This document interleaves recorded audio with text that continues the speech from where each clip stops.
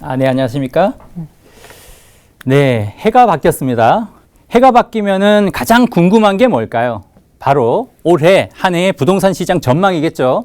오늘 부동산 전망 한번 다뤄보면서 여러분들의 투자 전략이라든지 내 집 마련 전략 세워보는 시간 가져보도록 하겠습니다.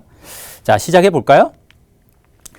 자, 먼저 2021년 서울 집값 과연 잡힐까요?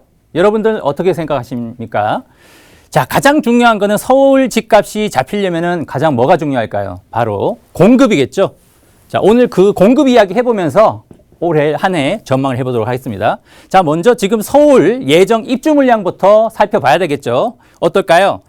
자, 2017년도에 42,238호 정도에서 올해는 2021년에는 점점 줄고 있죠. 대폭 줄어서 무려 한 40% 이상 줄고 있는데요. 올해의 경우는 23,799호 정도. 더 큰 문제는 내년이겠죠. 내년 2022년도에는 16,456호로 점차적으로 공급량이 급격하게 줄고 있다라는 것이 어느 정도 공급량을 예상해 볼 수 있겠다라고 볼 수 있겠고요. 자, 오른쪽에 보이는 도표는 바로 연도별로 공급량을 한번 예상을 해봤습니다. 한번 볼까요?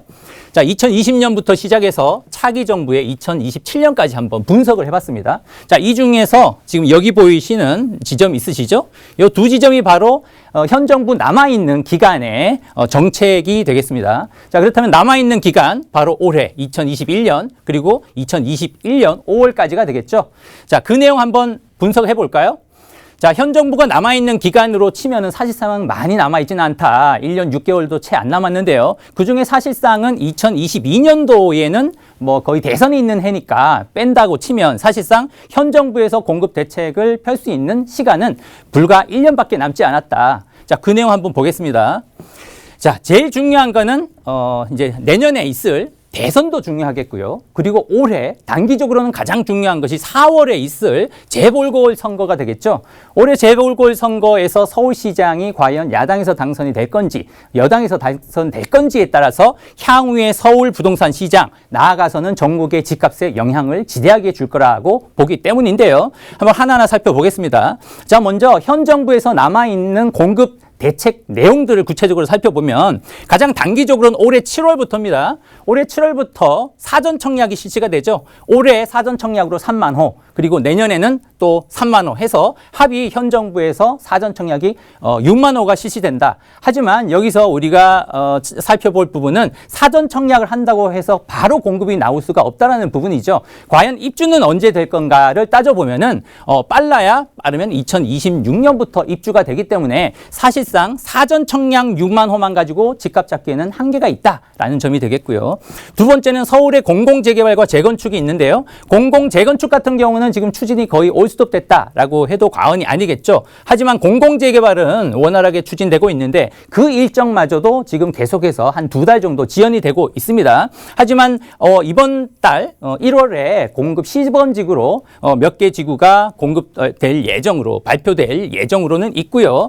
자, 하지만 이 물량도 당초 계획보다 공공재건축의 경우도 5만 가구 예정되어 있던 것이 지금 추진이 거의 올스톱 된 상태이기 때문에 물량이 줄고 있다. 그리고 공공재개발이 추진된다 할지라도 입주 시기는 언제일까요?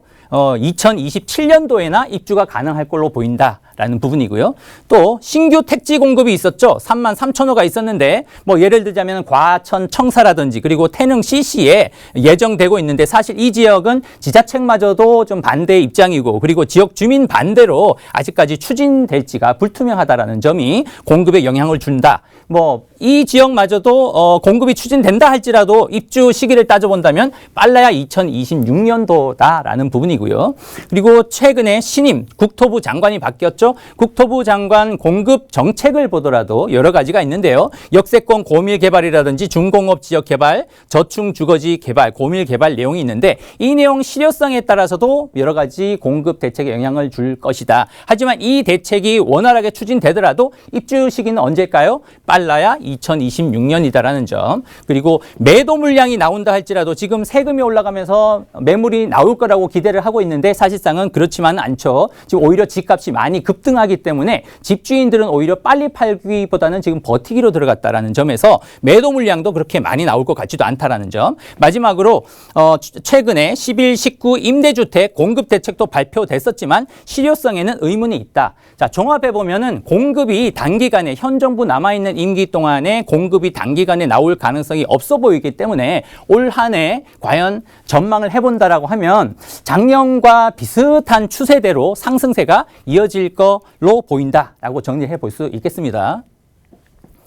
자, 그리고 이제 곧 발표될 거라고 하죠. 올해 1월 달에 공급대책 발표될 예정이라고 하는데요. 신임 국토부 장관 1호 부동산 정책으로 볼 수 있겠습니다.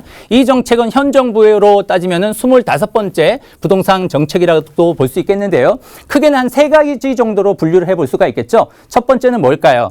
역세권 고밀 개발, 그리고 두 번째는 준공업 지역 개발, 세 번째는 저층 주거지 중층 고밀 개발 되겠습니다. 세부 내용을 한번 살펴보겠는데요. 첫 번째 역세권 고밀 개발 한번 볼까요? 서울 시내에는 307개 지하철역이 있죠. 그 인근에 500m 인근에 용적률을 기존의 현행 160%에서 300%까지 대폭 상향 조정을 해서 그 지역의 주거지역으로 탈바꿈하겠다라는 내용인데 한번 팩트 체크해 볼까요? 사실 이 새로운 내용은 아니다라는 점이죠.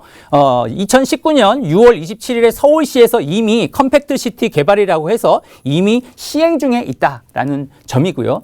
두 번째는 준공업 지역 개발이 있죠. 그러니까 서울 도심에 산재된 준공업 지역 개발을 추진을 하겠다는데 용적률을 일반 주거 지역이라고 하면은 보통의 경우는 용적률 250%지만 이 지역을 최대 용적률 400%까지 용적률을 완화를 해서 주거 지역으로 탈바꿈 시키겠다라는 내용인데 이 내용 역시 2020년 작년이 됐네요. 2020년 5월에 국토부와 서울시에서 이미 협의 추진되고 있다라는 내용이고요. 세 번째는 저층 주거지 중층 고밀 개발이 있죠. 이 지역은 대부분이 단독 다세대 주거지역, 빌라가 밀집한 저층 주거지역을 낙후 지역을 개발을 해서 공급을 하겠다라는 내용인데 이 역시 우리가 익숙한 내용이 있죠. 서울시 가로주택 정비 사업 이미 추진되어 있기 때문에 새로운 신임 국토부 장관이 곧 발표할 내용, 예상되는 내용 중에는 새로운 내용은 크게 없어 보인다라는 점. 그래서 한번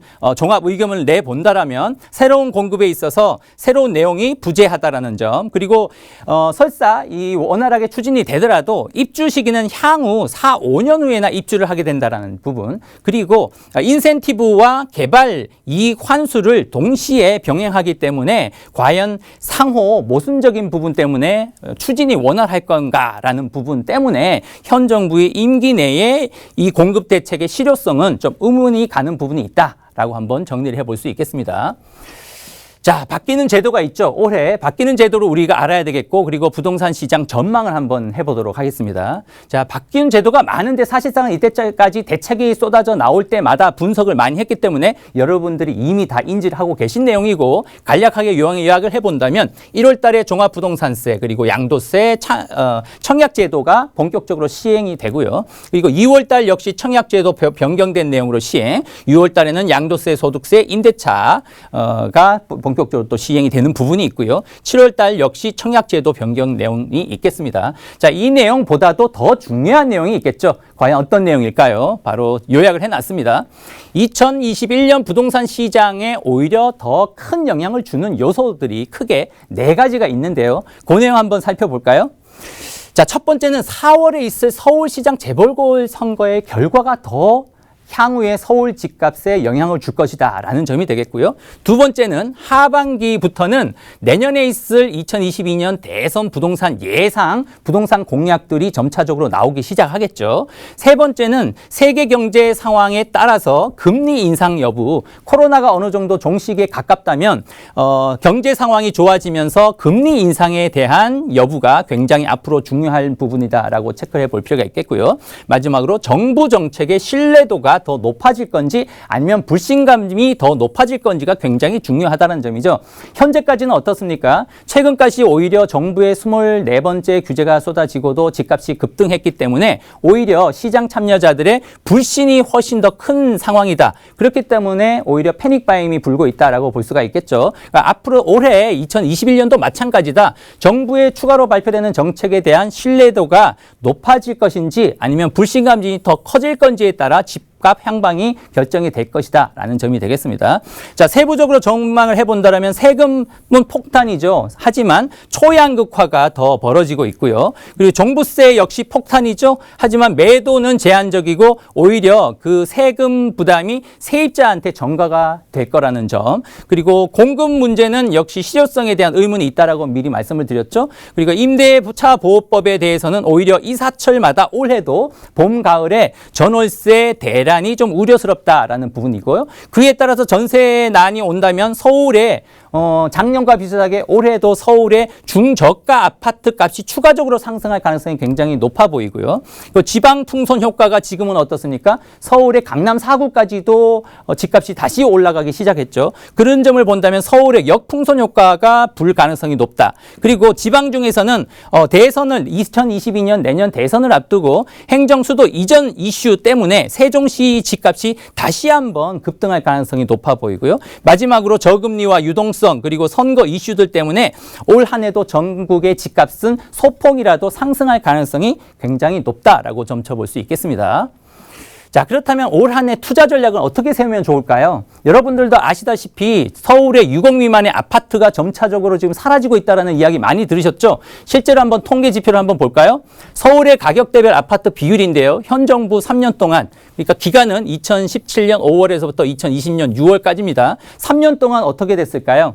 자, 지금 그래프와 보시던 바와 같이 6억 이하의 주택이 2017년 5월에는 무려 67.3%나 됐습니다. 하지만 3년 만에 어떻게 됐을까요? 29.4%로 무려 50% 이상이 감소됐다는 점이죠. 자, 뿐만 아니라 최근 6개월간입니다. 최근 6개월간 서울의 6억 미만의 아파트 감소율인데요. 지금 보시는 바와 같이 올 2020년 5월 달에는 38만 2,643가구에서 12월에 6개월 만에 어떻게 됐습니까?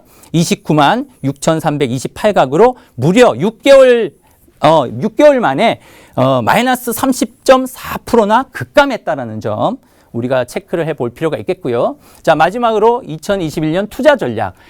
요즘에 여러분들이 다세대 주택이 많이 주목받고 있다라는 소식을 많이 드렸을 텐데요. 자, 그 내용 정리해 보겠습니다. 서울의 연립주택 내용들을 보면 보시는 바와 같이 시간이 갈수록 오히려 점점 다세대 주택이 상승하고 있다라는 것을 볼 수가 있겠죠.